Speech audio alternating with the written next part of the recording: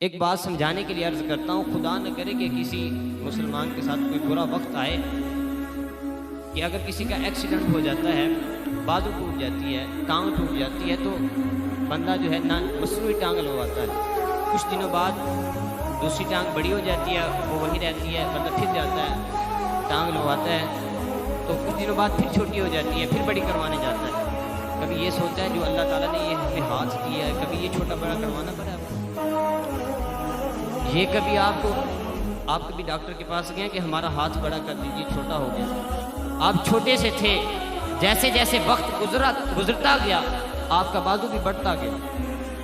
میں کہتا ہوں ایک اربوں کی بات نہیں کرتا، پوری دنیا کی دولت اکٹھی کر لی جائے اور ایک بندے کو دے دی جائے اور اس سے کہا جائے یہ پوری دنیا کی دولت تیرے پاس ہے، اس جیسا بازو بنا کے دکھا، کیا وہ بنا لے گا؟ اونچی بولیے، بنا لے گا؟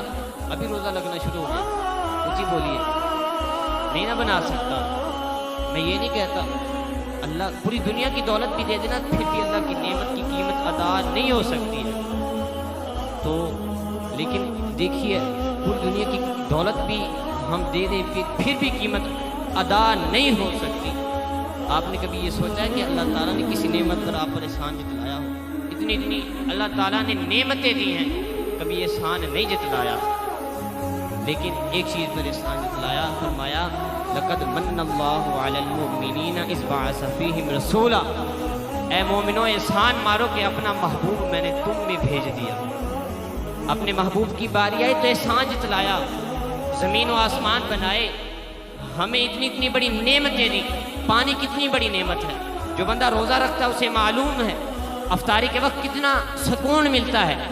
احسان نہیں جتلایا پانی پر، سورج بنائے، ستارے بنائے، چاند بنایا، احسان نہیں جتلایا۔ جب محبوب کی باری آئی فرمایا اے مومنو احسان مانو، میں نے اپنا محبوب تم میں بھیج دیا ہے۔